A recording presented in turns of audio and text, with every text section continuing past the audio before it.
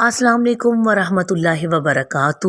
میں حافظہ اللہ رکھی آج آپ کے لیے ایک چھوٹا سا وظیفہ لے کر آئی ہوں جو کہ ہے خارش کا۔ اگر آپ یہ وظیفہ کر لیں گے تو انشاءاللہ آپ کی خارش جڑ سے ختم ہو جائے گی۔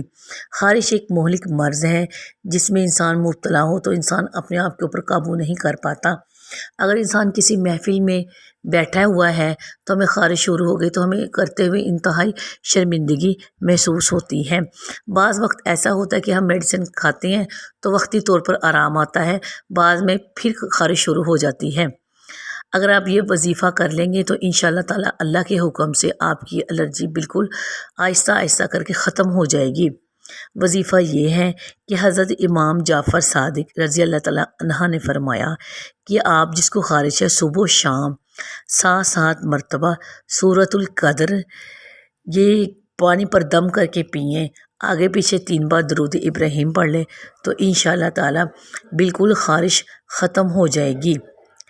اگر آپ کو میری ویڈیو پسند آتی ہے مجھے لائک کریں، سبسکرائب کریں اور میری ویڈیو کو زیادہ سے زیادہ شیئر کیا کریں، نیچے ایک چھوٹا سا کمنٹ بھی کر دیا کریں اور مجھے اپنی دعاؤں میں یاد رکھیں۔